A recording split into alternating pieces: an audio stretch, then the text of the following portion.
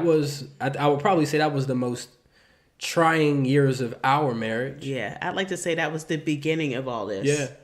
Because I remember like knowing how to do ministry and like sincerely with God, not like faking or playing or not like that. I had my years where I did that, and then I had my year, truly devoted to God and the call on my life, but not knowing how to do life outside of church. Mm-hmm.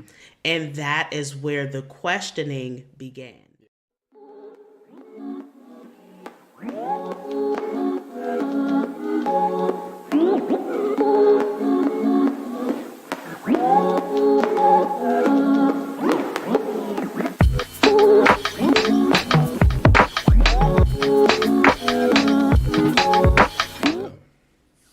Okay, who's open? I'll kick it off. Okay, good. I'm your host, Greg. Yeah. Ready? Uh-huh. What's up, family? Welcome to R.T.B. Huh? No, you're supposed to say... Okay. Go ahead. I was going to do that. Okay. Introduce myself? No, that wasn't it. Go ahead. Sorry. All right, here we go. Mm-hmm. What's up, family? Welcome to R.T.B, the Restoring the Breach podcast. I'm your host, Greg. And I'm Cachet, where we specialize in unlocking the leader inside of you. It's been a long time since we said that. It has, but it always accidentally comes out for me. It sounded good. Yeah. Season 4. Yeah. Season 4. Wow. We are excited about what we're going to get into this season. Mm-hmm. God has laid something that we believe it's just been revolutionary for us and life-changing.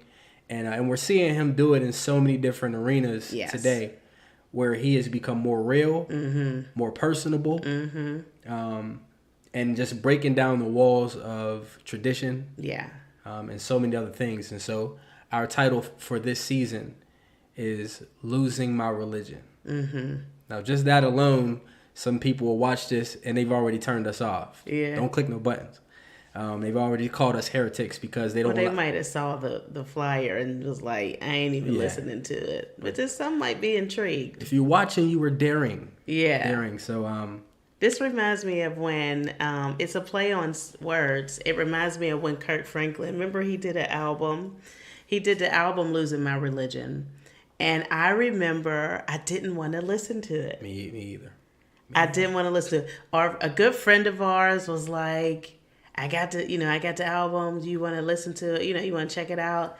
And we were like, we just couldn't, because even though we heard a lot of words about religion versus relationship with God, stuff like that, it still just seemed blasphemous to me. Like it was, I couldn't even listen objectively because I was like, so even if I liked a song or if I heard a song that came from that album, I was like, I just was real. It's already preconceived ideas. Yeah, about what it's actually saying. And it's interesting and funny that it came back around to this, full circle. Yeah. And so here we are. Yeah. And we've been on a journey these last 2-3 years. 2-3 years. If you it followed probably goes us beyond. If you followed us through these last couple of seasons, and if you haven't, go back and listen to a lot of that content. But I just remember going over a lot of that content and seeing our growth, seeing our processes, the different things we're going through with our children and relationship through COVID.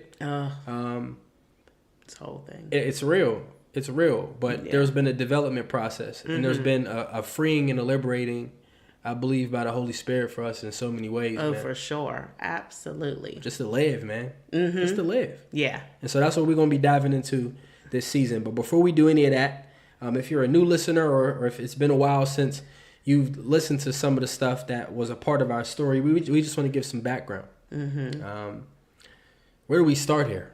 We're married. I almost started saying in West Philadelphia, born and raised. No, it's this story. background.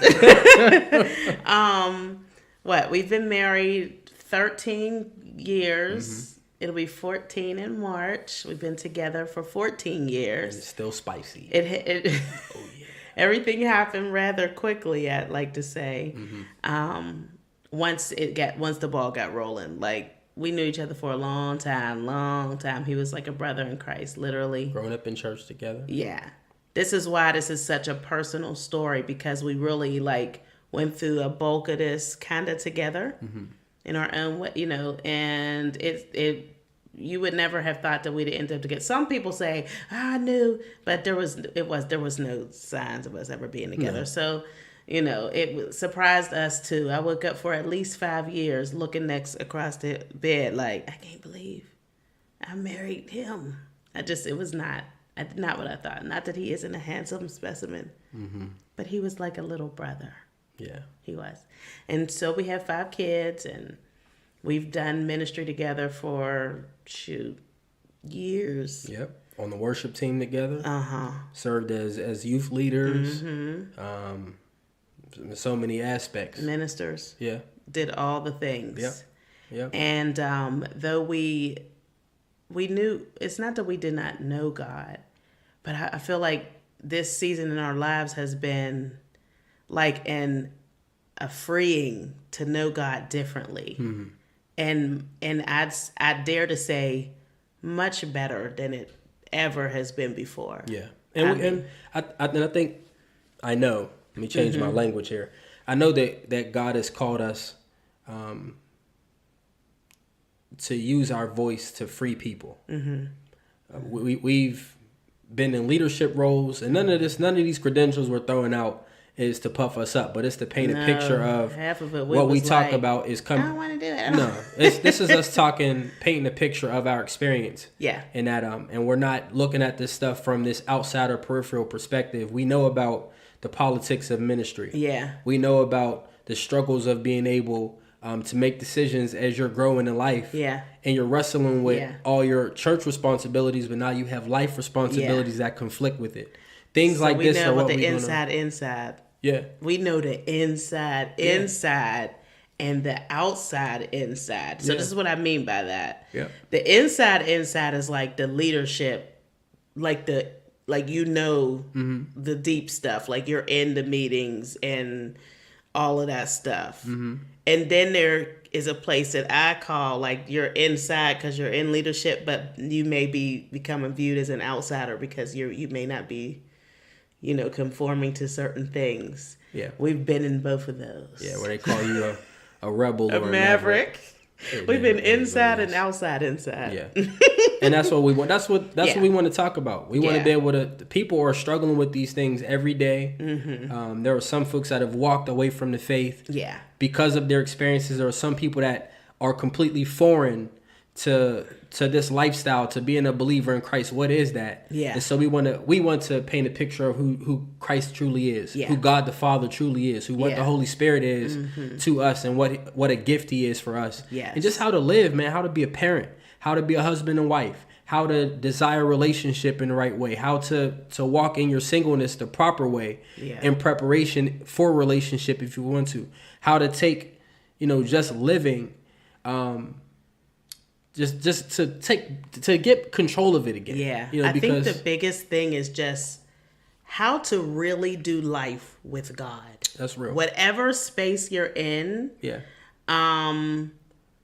Like learning how to just do life with God, I think has been made so much more difficult than it actually is. And it has been an unlearning for me too.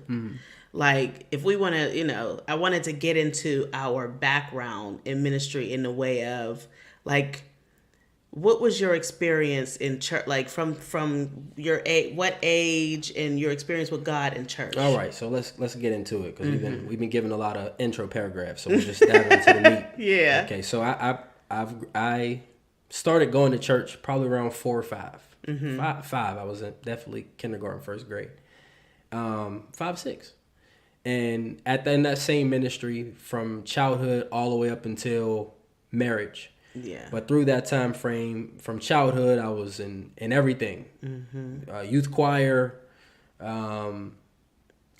We did everything. As kids, we did street ministry. We did everything. Every single thing. We and it was such for 8 days a week. But we loved it. That's what we knew. The culture was a place where we grew. It was our introduction to who Jesus is. Yeah. It was our introduction to servanthood and the servant leadership.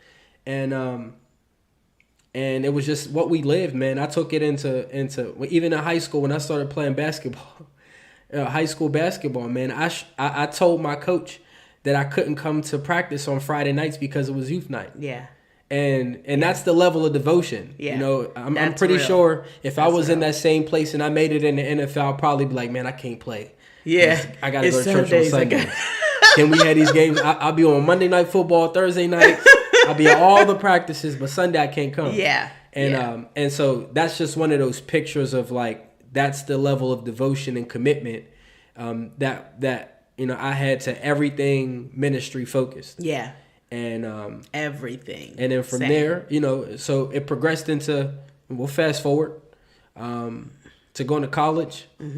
Had some new experiences with college. Yeah. We'll get into that. We'll dive into that. I want to give everything away for the upcoming year. But that was one of those, a precursor. That was one of my fork in the road experiences. Yeah.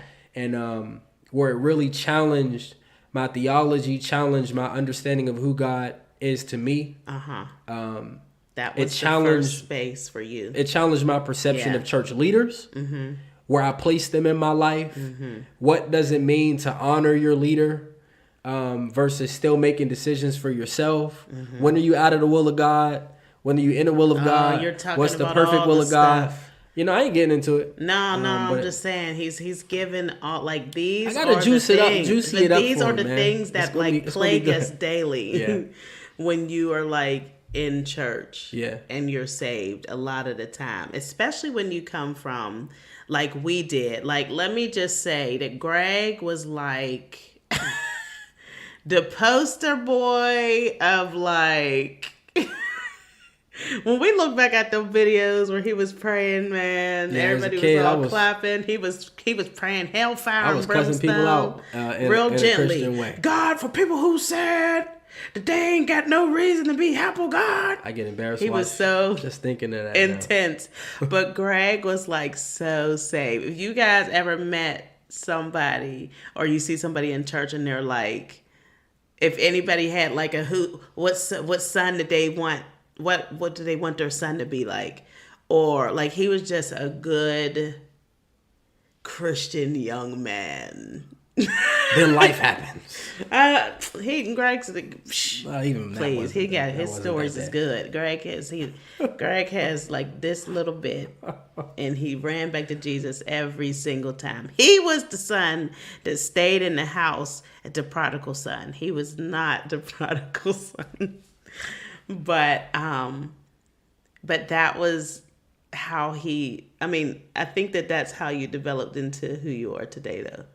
Like, he's still a really great guy, a man of God and stuff, you know. Now, I just feel like I maybe tainted you a little. Oh, you tainted me a lot. A little bit. I get a kick out of knowing that. I feel like I'm like, thank you. One part of my life I've learned to embrace, and I think I said this on a post before, you know, if a Christian hip hop artist, The Truth, had a song called "My Testimony," and then the hook of the song says, "I don't got no horror story. God kept me as a youth. I give Him all the glory.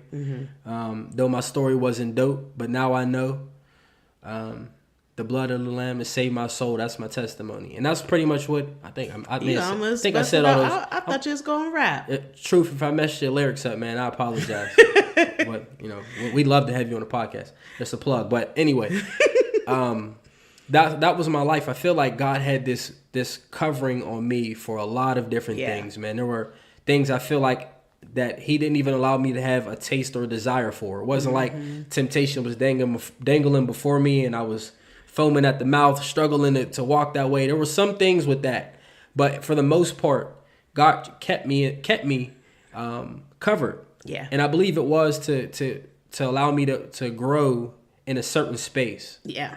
I wouldn't be the man that I am today if God didn't do that. Yeah. You know what I mean? And there could have been a lot of other lanes I took that would have tainted my perception of myself and of other people. Yeah. And then it would have been a little more work getting back to where I'm supposed to get to. Yeah. You know, so I wear that. You don't have a whole lot of scars as a badge of honor. Yeah. You know. You should. Yeah. Oh. Now you, on the other hand.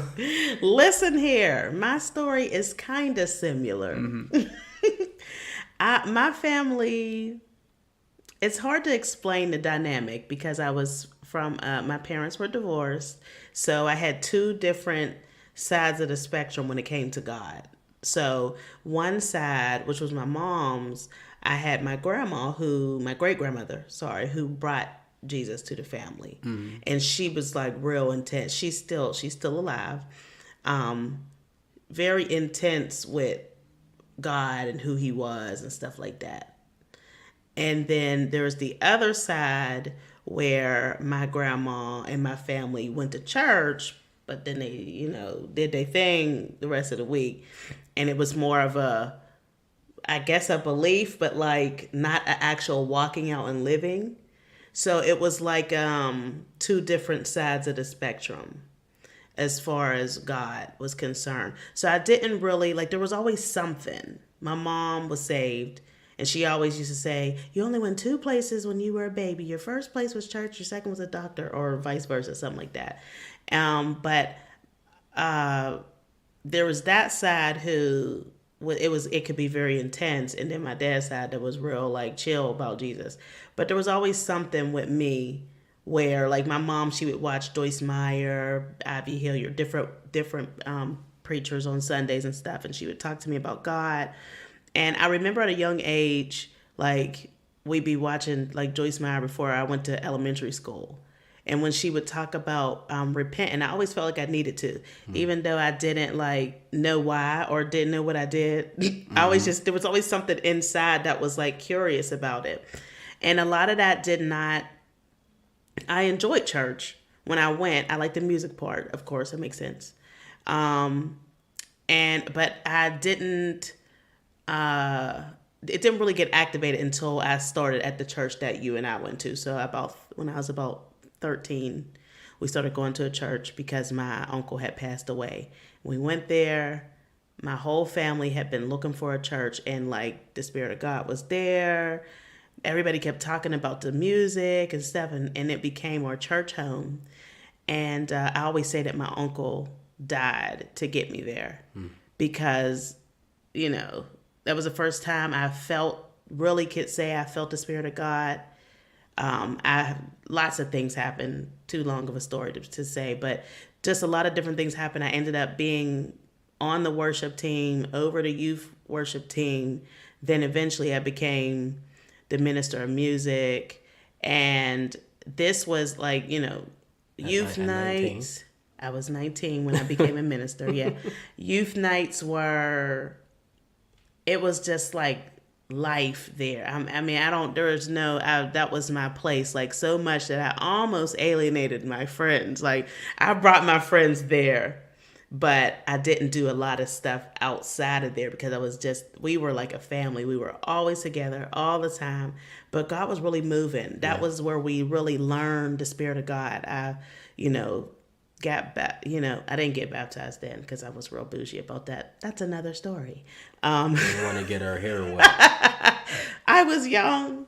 Mm-hmm. Anyway, and I just always had, like, this sense of God, and God really, my family, my mom's side was dreamers, so God always revealed himself in that way to me. So I knew that he was real, and it kind of changed from this, like, a relationship or just what I saw as church, like, go to church Sunday, but, live however, to, like, this serious relationship with God.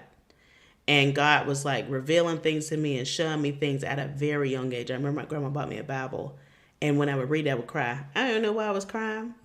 It's like, and God made Adam and Eve. The Spirit of God was, like, pricking my heart. And so my experience really began, that, like, really, really activated once I started, like, going there for real. Like, there was always something, but I couldn't quite, my mom always played all the music and stuff, but it didn't really get activated and awaken, like to say, until then. And so we were serious about it. We were there all the time, all the time. Absolutely. And, it started to change once we got married and started having babies. Well, that's when life comes. The 8-day-a-week commitment that we would give as teenagers up, all And the young way adults through. too. Yep, teenagers, young adults into adulthood, and then you step into the world of matrimony. Yeah. And that shift takes Yeah. into effect because you're not able to devote the same level of time. So there's a conflict, a wrestle, and you've been able to balance the two. Yeah. And that was I would probably say that was the most trying years of our marriage. Yeah. I'd like to say that was the beginning of all this. Yeah. Because I remember like knowing how to do ministry. And like sincerely with God, not like faking or playing or not like that. I had my years where I did that, and then I had my year, truly devoted to God and the call on my life, but not knowing how to do life outside of church. Mm-hmm. And that is where the questioning began. Yeah. That's where all of this, I like to say, started. Yeah. Because we both had different wrestles. You remember that? Mm-hmm. There was a day, I will not ever forget, baby. You probably remember this. Remember when we were in the bookstore? We were in Family Christian Bookstore, and you were looking for anything. Yeah. Greg was we had just had we might have had 2 kids by then. We might have just had 1. I don't know. But you 1 always or 2. remember this too. Because it was it was a moment where I seen a level of desperation. Mm-hmm. Our life was changing. And so we didn't know how to balance life and ministry and family, because you were a minister. I don't know if you were a minister yet. No, but we were still like heavily involved. Mm-hmm. And I remember Greg in Family Christian Bookstore, because he didn't have anyone to talk to ask these questions, because we weren't getting what we needed in that way. And the questions were, so we'll provide a little context. I was getting ready to but go ahead. It'll come from your perspective. The struggle that we're talking about, and she said it, the word is balance. Mm-hmm. So let's make that clear if that is not enough context.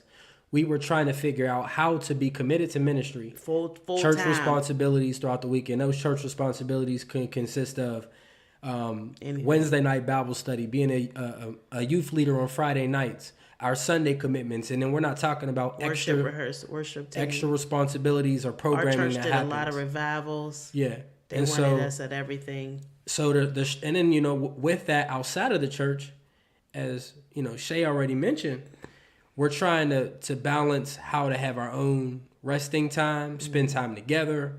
We had kids at the time, just raise the babies, to raise our children. It was just and so lot. The struggle and the wrestle is there. As a man, my struggle with the balance was when in those moments, those fork in the road moments where I have to make a choice to choose not to commit to a church responsibility that I usually would have committed to, and choose my home first. Yeah. I wasn't getting that teaching in church to direct and guide a man on, what do I do in this? Yeah. When I was looking for some black and white answers on when is it okay to say no to my church leaders, and when is it okay to say no to my wife? Yeah. And how can I decipher the two? And so I picked a book up that was on the rack, as she was starting to say, and it was a pastor, and he described how the importance of having a balance in life, and how he said that a balance isn't always, I think this is where that whole 50-50 concept came from. But he said he made sure that the commitment that he had to his family was so devoted. And he invested so much into his family that in those moments, for example, his son had a baseball game or something along those lines. And he told his son, I'm sorry, I'm really not going to be able to make it to this game. I want to beat her so badly. And you know what his son's response was? Dad, that's okay. I know you'll make it to the next one. And I know that seems simple. Yeah. But that spoke such a volume to me that he built a trust in a relationship with his children. Yeah. That his children didn't look at Dad and say, oh man, here he goes again choosing church. He made sure that there was an investment in his family enough that if he had to choose outside of home for this particular occasion, that they understood that this is important. Yeah. The dad has to do this, but we still have Dad's back, but Dad will also still invest and support us as well. He's still here for us too. And I think that is a lot of children who are parents or leaders and like, in ministry and stuff like that, and like roles that are more demanding, they don't always get that. Yeah. There's definitely a struggle there. And so that spoke volumes. That is one of the things that really attracted me to Transformation Church, because the pastor, as devoted as he is and his leadership is to the call and the purpose that God has there, they are equally, if not more, devoted to their home. And it was the first time that I actually saw in action, your family comes first. Yeah. Because the Bible says that your first ministry is home, but it is often not portrayed well in ministry. So this actually takes me to something we've been quoting a lot lately, that Pastor Tim Ross said. And he was talking about the importance of wearing your wedding ring. Your wedding ring the ring itself does not make you married. It's an inward commitment, an inward covenant that creates the marriage. The ring is the outside expression. It lets everybody else know that you're married. And so it takes me to this, that, we can say that we're committed. We can say that we love our family, that our household comes first. And that could be words that come out your mouth, but what truly expresses it is the outward expression. If I say I love my wife, then I have to express to her outwardly that I love her. I can't say that I love her and never spend time with her, never cater to her needs. We never, never dating, never intimate. We got to get intimate, man. Oh, intimacy is important. Y'all gonna hear a lot about this year. If you tired, if you ever watch us, he will. What? I didn't even mean it in that way. But I mean it in that way. We do it. He did mean it. Yeah. No, for real. It's a necessity. Yeah. You know what I mean? Look at it. Do you go find a happy couple that don't do it? I'll wait. I ain't seen one. The husbands that got the Cheshire Cat smile was the ones that's getting some loving. That's a necessity. Oh my god. But I digress. But it's true. Yeah. It's true. I don't even know where we at. Where was we at on that? See, look, you got thrown off talking about, but we do it. I ain't even. No, I was thinking about earlier today. That's real. But anyway, it's a necessity. So what I express outwardly, there we go. Yeah. What I express outwardly has to be a reflection of my inward commitment. Yes. And what we see in relationship, in leadership, a lot of times the lack that we see outwardly is because of something wrong with the commitment internally. Yeah. If you don't truly believe it, then you're not going to demonstrate integrity. Yeah. Then you're not going to invest in people. Then you're not going to put other people first. That you're not going to love yourself. Let's make sure that's important. We got to make sure we make that because that's one of those myths in terms of religion. Yeah. That you can't love yourself. Yeah. And we're going to dive into a lot of that too later on. Oh my goodness, that is huge for me. That one. Let me just say real quick, this year through therapy. I am finally learning to love myself and that be okay. Shout out to therapy. Yeah, because sometimes you need that. There's been a great amount of unlearning. We all need therapy. Yeah. I've been getting therapy through your therapist. He has. When I come back telling him stuff that she's saying, that's real. Like, Absolutely. But it really has been that important. Yeah. And I see a change happening like in my life, my way of thinking. Literally, when the Bible talks about renewing your mind, transformation, like that is what God has been doing in this time, because for instance, when we talk about the loving yourself thing, I always felt like it was wrong. Like you're not supposed to, because then, you think, well, you're not humble if you love yourself. And it sounds crazy saying it out loud now, but that's not true. And so but we're doing our intention today, and what we do is to provide information that frees people up. That a lot of times we don't do these things because nobody's ever affirmed us in those. Yeah. If nobody tells me, bro, go home and love on your wife.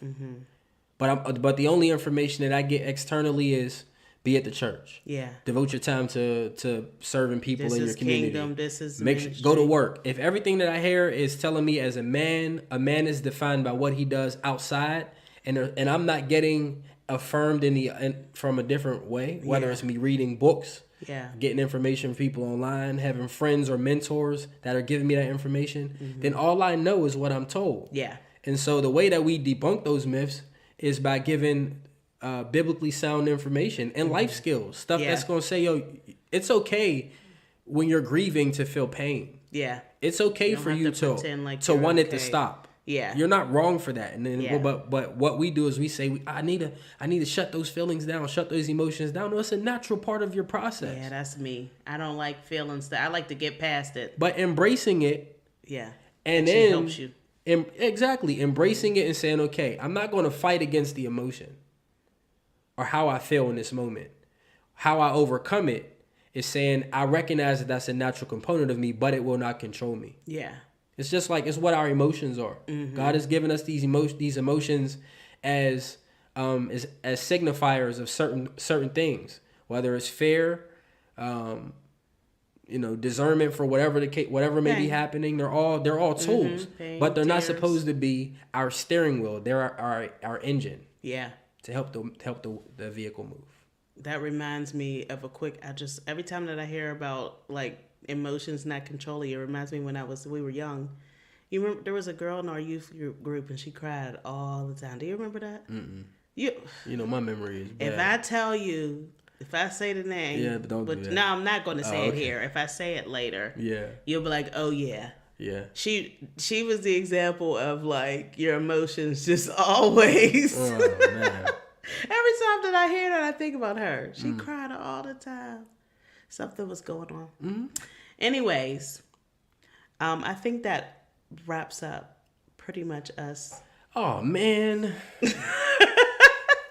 Hey, we told you. But the most important piece today was for you to get to know us. Yeah. And we always live to invite you on this journey. Mm-hmm. Every season is a new journey. It is. You guys are doing life with us. Yeah. You're going to hear some of the stuff that's going to be happening to us throughout the week, throughout the month. Yeah. And that's what we live for. To be able to share real life with you, but to show you that you can conquer it. Yeah. That you can get victory. Our oldest son is a video game head. He loves Fortnite. Mm-hmm. And I challenged him. I found a way to connect with him. Y'all got to pay attention to this. We know that he was not giving 100% effort in a specific subject. So you know what I told him? I said, man, everything in life is a battle royale. A battle royale. And what you need to do is to get the victory royale. So in Fortnite, that means you got number one in that battle against everybody else. And you know what he did? He told me today, he said, Daddy, I went to school and I got the victory royale. And he won. He won the little bingo game. He did. He had his little sour gummy worms and stuff. He did that he didn't want to share with nobody. But he won. He applied it. And so that's what we want to do. We want to get you to get the victory royale in life. Yeah. Let's go, to have a life that is full. Yes. It's not one-sided. That's real.